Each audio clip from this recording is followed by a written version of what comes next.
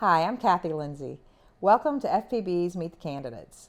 This Cable 10 program allows you, the viewer, to get a closer look at our candidates and how they feel about issues that are important to us.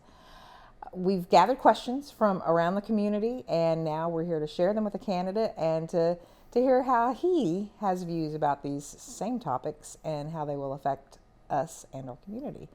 So this is all leading up to the May primary, which is on May 17th. And we will encourage you to go vote. But before we do that, let's hear from our candidate that we have here today, and it's Michael Mueller, and he is running for County Judge Executive. He currently holds the seat of Magistrate in the third district.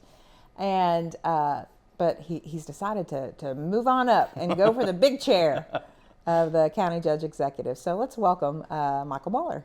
Thank you very much for having me. All right. Well, we're really glad you're here because it is.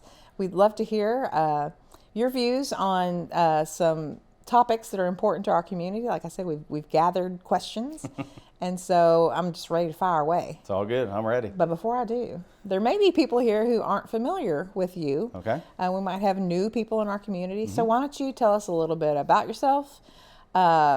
Your experience that you have and why you have chosen to run for County Judge Executive. Okay. Well, thank you for having me, and thank to all the citizens who are interested in local politics, because I know it could be a little rough at times. But and thank you to the Plant Board for doing this. But Michael Mueller, my wife and I run and own Inside Out Design, local landscape business. We employ 14 people year round. And years ago, you always hear people talking, what about your community, and it should be done different, and this, that, and the other. And so I decided to get more involved. So I got involved with Chamber of Commerce, served a couple of years on the board, then became board chair, really enjoyed my time. And then that led to leadership classes and in Frankfurt first. And then, I was like, are all the counties around us having the same issues? So I did Leadership Central Kentucky and kind of learned that they are and they're not. So that's kind of what got me into running for magistrate 4 years ago almost. So exciting race then. Never thought I'd get into politics. My father always told me, don't get into politics. But, if you want to make a difference in the community, I felt like that's what I needed to do. So this is my first term serving as a magistrate. And just over the last 3 years, I've just noticed a lot of things that could be done better in a more positive way, more communication, more transparency. And so that's why my family and I have decided for me to run for Judge Executive of Franklin County. Okay, well, that's great. I'm going to jump right into questions. I knew you would. Let's see what happens. Well, yeah, you've served on the Fiscal Court, so you know very well that in that position you have a lot of organizations or people who come with requests for funding because there's a lot of projects that need to happen here in our community. And in the role that you serve on the Fiscal Court, you're one who makes decisions on what gets funded and what does not. How do you make those decisions? How do you handle those requests? And do you have, what are your particular priorities when it comes to investments in our community? That's an interesting question. It is hard serving on a fiscal court. I think a lot of people sit and watch and can judge you pretty easy. Why'd you do that or why'd you do that? There's a lot that lead into it. I like organizations that make positive changes in our community, especially for our youth and things like that. We want to give to everybody. It's just how much, because we only have so much money. So that's a big difference. So for me, it's more of who's communicating with the court. I tell people all the time, if you want to come and ask for money, I respect that. But it's nice to get updates throughout the year to say, hey, this project's going well, or we used the money that you all gave us to do this. So to me, that goes a long ways, maybe the next session, Arts is big in our community, things like that. The Grand Theater's been pivotal in our downtown. So a lot of it for me is just look, but ultimately, a lot of times people come to us in different times. But I like to see the whole group, because ultimately we need to see, to be fiscally responsible, how much money that we can give out, as much as we want to fund everybody all the time. There's very tough decisions. You really have to take emotions out of it and look what is the best for our community at the end of the day, and just try to do the best you can. So when you take those decisions, probably in your district you have people, that support something and don't support something.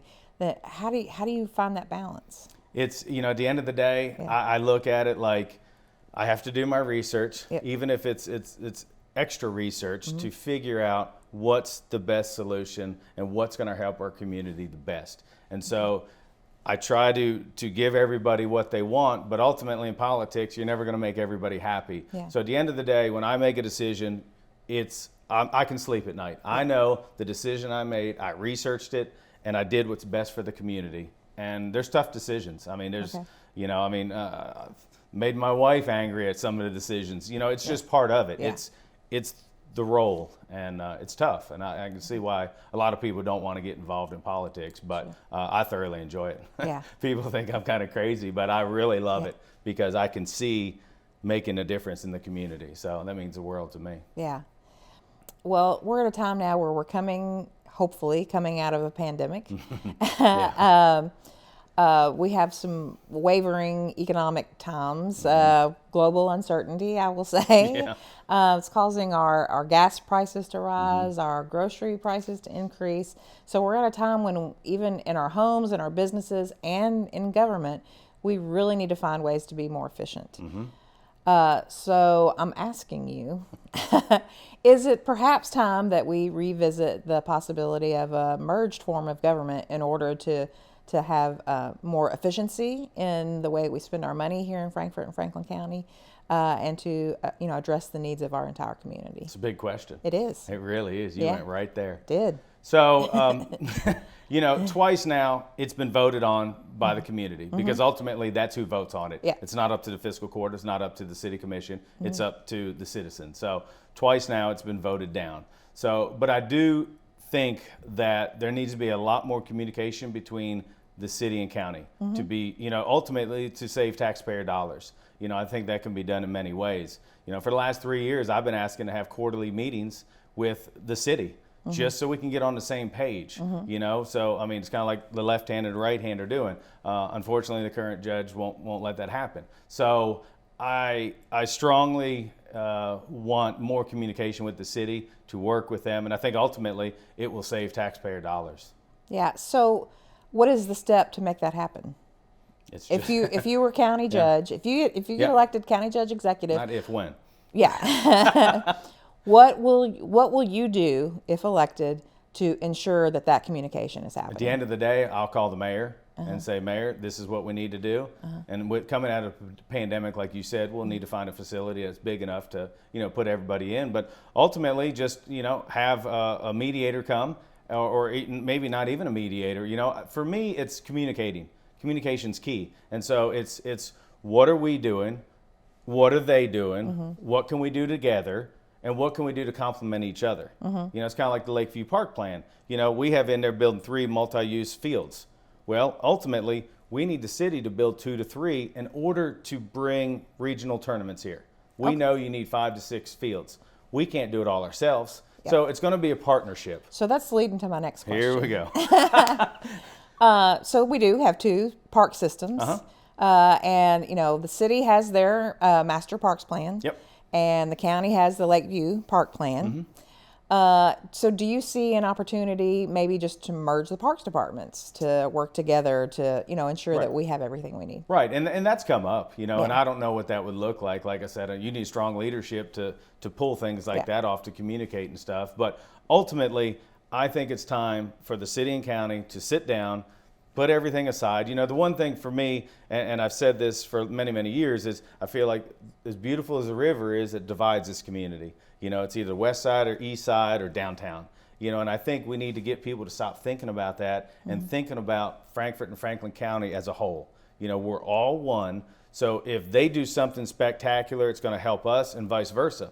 Just like the Lakeview Park, if we can pull that off, it will probably benefit the city more because all the hotels and restaurants are in the city. And that's fine, because for me, it's quality of life. Well, let's talk about that plan. All righty. Let's talk. Lakeview. It's a big plan. Yeah. The Lakeview Park Plan. So obviously you served on that committee and you have voted to support that plan. it's expensive. It is.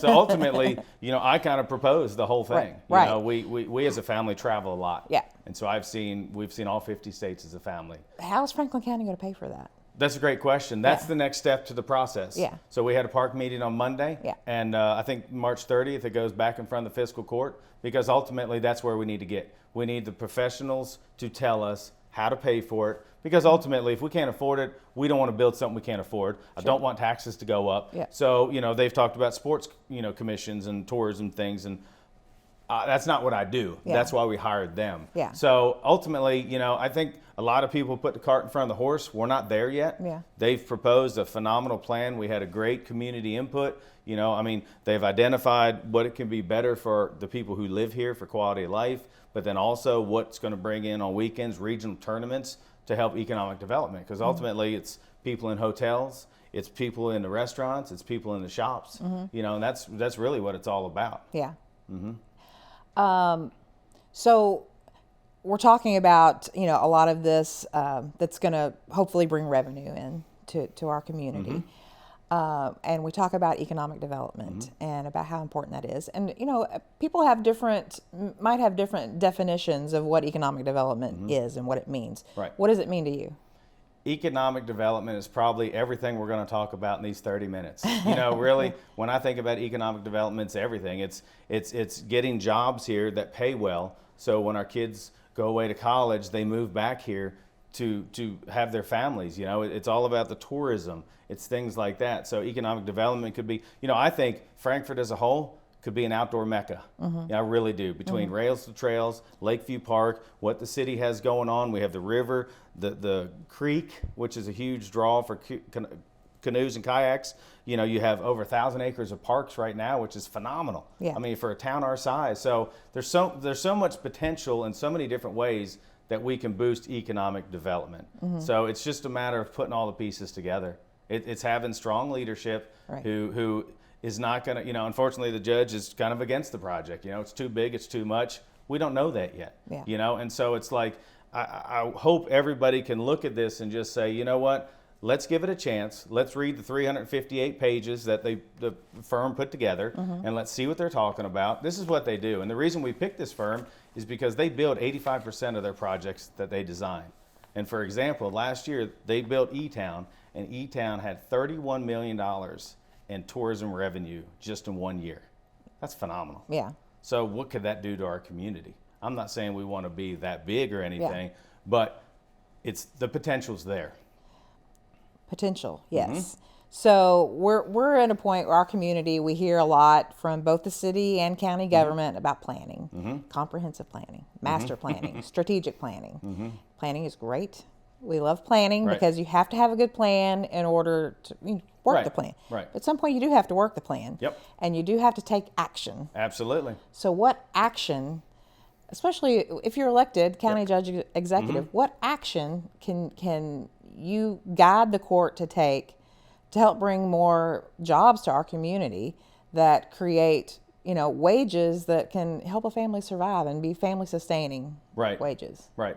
Yeah, Ultimately, it's communicating. Yeah. It's getting the right people in place. One thing I've always said, Frankfort doesn't have enough cheerleaders. And I think to get the energy back that we used to have, the excitement of we're Frankfort, we're the state capital, and I know the government, was here, and it's good for us and it's kind of bad for us, and we've heard that along the way. But I think ultimately it's figuring out who we want to be and just go after it. Like I said, if the city and us can get on the same page with the school system, because I think they're a crucial part of the whole puzzle, as far as getting things going. And when we hired the Hitchcock Group, they said, I remember one of the first meetings, they said, we're going to do this plan, and our hope is that it's going to start all these other things in your community. And it has. Everyone's talking about an indoor pool now. Why didn't we build that 20 years ago? So it's interesting that what they've been telling us the whole time, we're seeing now. Cities wanting to do this, we're wanting to do that. And I do feel like the Lakeview Park, I want to build more parks on the west side of town. Why does the county only have one park? I've been asking that for years. It doesn't make sense. Because ultimately years ago, people would move somewhere for the school system. Well, now statistically showing, it's quality of life. Yeah. people want things to do. They want to be outside. They want their kids to run and play and have things to do. And ultimately, that helps with the drug epidemic. And if you can keep kids busy, they get into drugs less. I mean, but it all ties into economic development, everything. Yeah. Well, while we're talking about economic development, let me ask you, what do you think the role of KCDC is, the Kentucky Capital Development Corporation, in the economic vision for our community? Right. Well, ultimately, from what I've understood, is KCDC, was created years ago for the industrial purpose. One thing I haven't understood is when it was first created, a third of the salaries were paid from the industrial park, third from county, third from city. Now it's half and half city county. So I'm not sure where the disconnect is there. But ultimately, KCDC should be focused on bringing industry into our community and the type of businesses that we want. It just seems like things aren't going as well as they should with it. And personally, I think, this is me, we need to take politics out of KCDC. I don't think the board needs to be appointed solely by the judge executive and by the mayor. The city commission and the fiscal court has no say in those appointments. So ultimately, we're putting... They do provide funding. Right? No, we do. Yeah. But you have 3 and 3 that are 3 from the judge, 3 from the mayor. Yeah. I just don't think it's healthy. I think the board needs to be made up, and this is nothing against the board or anybody. I don't want anybody to take this the wrong way. But I personally think it needs to be made up of somebody from industry, somebody from the water board, somebody from the electric, because ultimately those are the people that benefit. If they bring somebody in here, they're going to make more money. So to me, it's kind of like a sales job. You have to give incentives. And so, does that make sense? Yeah. Yeah. I just need to get this question in there. Yeah, go ahead. As county judge executive, would you continue to support funding for KCDC? Well, I think I can't speak on that right this second, but I do think there needs to be a roundtable between the city and the county, because ultimately we're funding it, and we need to figure this out. Okay. I don't know why things have gotten just kicked down the road, and it's hurting. Yeah. It's hurting all the citizens ultimately, and the businesses and things. So I think ultimately, like a lot of things, we need to sit around the table and we need to hash it out. And to me, a lot of things that aren't happening is communication. And so to me, one of my strong points is communicating. It's getting people together and figuring it out and getting it done. Similar question about Downtown Frankfort Inc. As far as their role in our community and our a lot of people say that downtown is the heart of Frankfort, and those businesses really need to be supported.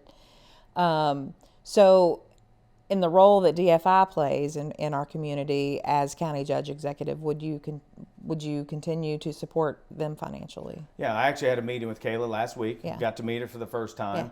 I told her what I saw and what I thought that she could do maybe better. I think there's a disconnect for some reason over the last couple of years between the businesses and DFI, as far as what their role is. Is it just planning concert series and things like that, or is it ultimately representing the businesses downtown? So we had a long, good talk, and I think she saw where I was coming from, because ultimately it needs to be everybody. It needs to be for the best interest of the business owners and for the people who own property down there, to get those businesses filled.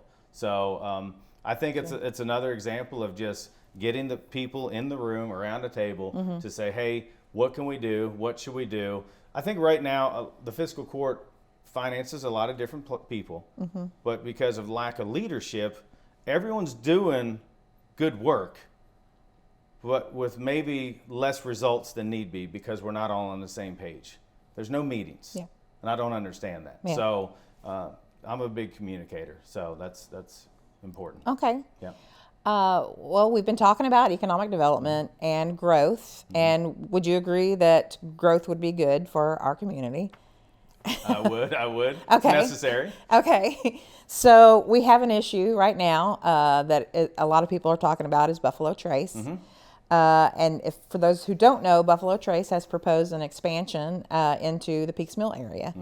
A lot of people for it, a lot of people against it. So I'll ask you, are you in favor of, Buffalo Trace building warehouses in an area that is currently zoned agricultural or rural residential? So that's a great question. Yeah. So first, I want to thank Buffalo Trace for what they do for our community, their tax base, all their employees and things like that. I see where they're at. I see where the community is. They care about their environment and things like that. But ultimately, as our county attorney says, you can't get in the weeds of it. I literally have not been paying attention to it because there's nothing formal, nothing has come across our desk formally at the Fiscal Court. So for me, it's just kind of hearsay at this point. Yeah, I'm sure it will. No, you're right. Yeah. But but to be honest, we kind of have to stay out of it because legally everyone has to get the same information to look at it together to make the decision. Yeah.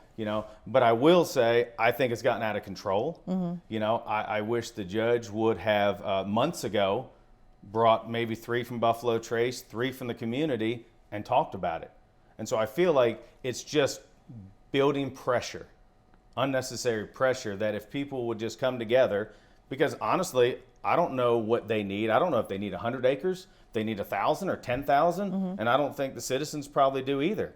So again, it's communication, and it's just, I think it's unfortunately turned into this, are you for it or are you against it? Yeah. And it's like, we need to work together. They're great. Well, because at some point a decision has to be made. Absolutely. We don't want to lose Buffalo Trace. No, absolutely. And we don't want to alienate all the people in Peaks Mill. That's exactly right. And we don't want to make any wrong decisions. So Right. it's up to us. It's a pivotal time. Yeah. Right now. And so Sure. And that's why this is a very important job. Absolutely. I'm excited. Okay. I'm ready. Well, in addition to Buffalo Trace, there are some other high-profile development projects in front of our community right now in the public, including the Duncan Road rezone. The city has recently talked about the Paddocks development out I-64 and 127. And when it comes to these types of developments, a lot of times, because you have people that either, like you say, either support it or they don't support it, Right. and they have their reasons. And a lot of times, in a nutshell, what those reasons boil down to is that people boil it down to: are you development versus preservation of our community? Right. Where do you fall? That's a great question. Yeah. And I'm not saying this because I'm not a politician, but I'm right in the middle. Oh, sure you are. You're running for county judge executive. But I'm no different than you or Zach back there or something. But you're the one that's going to be in control of the court. I think there's a happy medium. I think you have to have smart growth, and I know that term's kind of been played out a little bit. It's in my coming questions. Oh, here we go.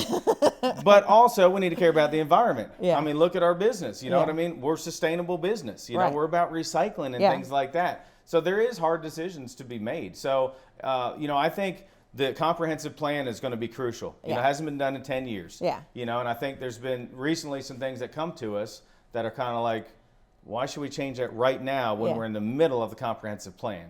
So I'm anxious, and I know there's a lot of citizens that are wanting to get involved in that. Yeah. So I think that is really going to be our roadmap to who, what, where we go. Okay. So as you listen to people, because again, and I know even know as you as a candidate, people are calling you, people are talking to you. You're getting out, you're doing the door knocking, and you hear everything. And I've said this before. At some point, you just really have to take it all in and figure out what tips the scale. What do you have in your mind when you're making those decisions? I'm a big infill person. You still have the Sears that's empty, and the West Side has shopping centers, and so I think we need to look at it. We've talked about different types of planning and zoning that might be better for our area and more appealing. I learned years ago, when you pull into a town or a city, it should speak to you. You don't need signs and everything, but you should know about that community as you drive in. Yeah. And so I think, there's a lot of things that can be improved upon as far as how we're doing it now and things like that but ultimately, it's going to be looking at the comprehensive plan, really trying to figure out that's our roadmap from that point on. Okay. You mentioned the term smart growth earlier. And some people may be unfamiliar with that term. So what does it mean to you? Smart growth to me is infill, which infill is basically filling up all the businesses downtown, on the east side, on the west side, before we sprawl. Before we, I've read some books, and it's interesting. After World War II, the United States sprawled as a whole. So that's why we can't afford the roads and the highways and the bridges. Europe stayed tight and built up. Yeah. So it's really interesting to look at it. And I think a lot of communities, especially after this pandemic, are seeing that. Unfortunately, there's shopping centers all over that are empty because things are different. The internet's different. So I think, to me, if someone were to come to town, a developer or whatever, for me, it's like, here's this abandoned building. If you really want to be here, either renovate it or let's take it down and build something new there instead of going, 5 miles outside of town. So as county judge executive, what could you do to ensure that things like that happen? Working closely with planning and zoning. Yeah. I know P&Z is one of the reasons I got in to be a magistrate, as a business owner and as just a person in the community.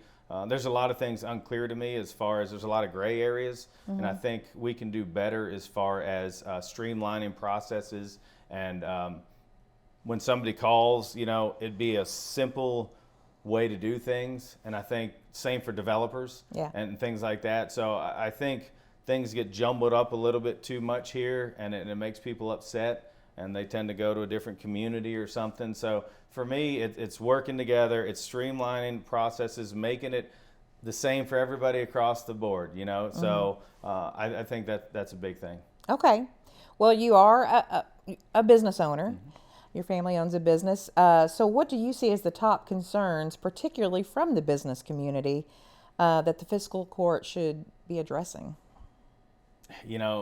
The top concerns that I would say from business owner standpoint is probably the planning and zoning process. There's a lot of uncertainties. Do I need this? Do I not need that? I've been asking for code enforcement for years. It's not fair if somebody's not complying, but we have no way to go out and say, that's not right. You need to do it the right way, So there's a lot of changes there that I think could be made for the better. It should be as simple of, if you have a question about something, you should be able to go on the website and get an answer pretty quick. If we just had a zone change come through us, a pretty simple one, I thought, and it was almost 3 months.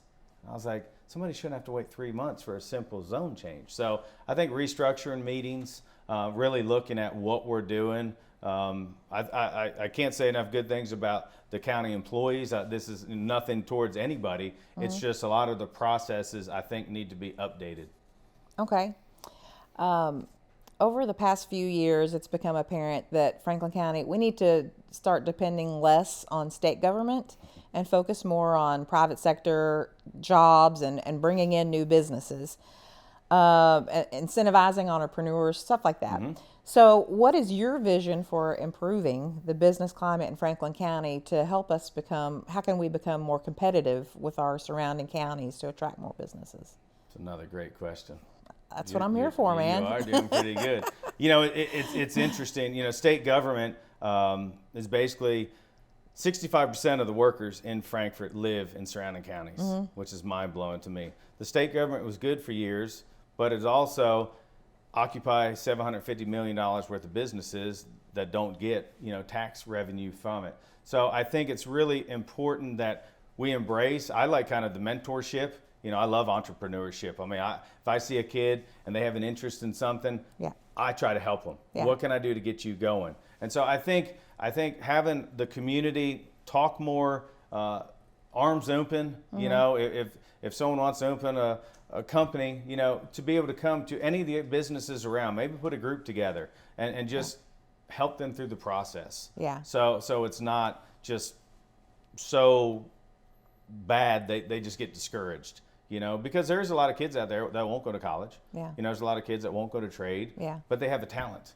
And so I think it's identifying at an earlier age, hopefully in school with the school system, that, hey, this kid wants to be an entrepreneur. And then the school should be able to reach out and say, hey, we need to help this person. Okay. Well, another issue for businesses, and particularly since the pandemic, is keeping employees, finding employees. So what can our local government do to help grow our workforce? So we've dealt with employment stuff for years. I've been in the industry for 30 years. And I think the local government needs to realize it's not just about money. So I've been to seminars all over the place. And it's about making an individual feel welcome, that their voice counts. And I think, So when I hear somebody come to us and say they need more money, they're not happy. To me, that's not the truth. So when we talk to our employees, it's like we have meetings once a year, and it's like, why do you like working here? Why do you stay here? Because we retain our people, Yeah. And most of it is just because of things we do with them outside of work. Yeah. We might take them to a ball game. We might just buy them lunch. It's the simple things like that make them feel important. So, I think at the end of the day, I want to create a work environment that's fun again, that's energetic, and that every county employee's voice is heard, and my door's always open. And so, I think we have phenomenal employees in the county government. I can't say enough good things about them, but I do think they want to be heard. And so that's another thing is, it's just more meetings. One thing I learned years ago when I became a magistrate was the staff doesn't have meetings. And so for me, that's kind of crazy. We're a $27 million company with over 200 employees. There's no meetings. And that's really what got me thinking about running for judge executive, because there's no communication. So people are all out there doing good work, but there's no cohesiveness. I see.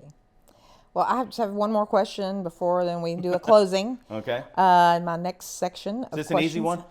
I think so. Do you think the fiscal court as a public government is adequately transparent? Interesting question. Yeah. Adequately, I think it can be better. Absolutely. Yeah. I was one of the ones that really was pushing Zoom meetings even before the pandemic. And I remember certain individuals saying that'd be the worst thing you'll ever do. And I said, there's so many people that aren't able to come to our meetings because they're during the day, they're at night, and they have children and stuff. They should be able to watch. Yeah. And so to me, the pandemic's helped as far as that's concerned. Sure. Everything's Zoom now. Yeah. People can watch. People can, re-record. Yeah. So I think it's good. I think it's a step in the right direction. And I don't want to say the pandemic was a good thing by any means, but I think we've learned to do business and county business in a different way that is easier for people. So, but I do think, processes can be more transparent and always improved. Right. All right. Well, now I'm going to turn it over to you. Yeah. And I'm going to give you the opportunity to speak directly to our viewers and tell them why they need to vote for you. Okay. Well, again, I'm Michael Mueller. I'm the only candidate that runs a day-to-day nationally recognized business. In a day-to-day operations, I do HR, I do purchasing, I run jobs, I meet with architects, engineers. I do it all, and it's a great thing. I'm proud to do it. As a magistrate, I feel like I've listened to my constituents. I love what I do. I truly do. And so, at the end of the day, if you want things to stay the same in Frankfort, then keep voting the way you've been voting. But if you're ready for somebody with some leadership skills and energy, then vote for me, Michael Mueller, on May 17th. All right. Well, thank you so much for taking the time to be here. Again, thank you for having me, and thank you for Plant Board for doing this. Absolutely. It's our pleasure, and we feel like it's a good community service. Good. I want to remind our viewers, again, thank you, Michael Mueller. He's running for County Judge Executive. But I'll remind our viewers to go vote on May 17th and then go home and tune into Cable 10, and we'll have live election returns that night. But until then, get informed and then go voice your choice. We'll see you next time.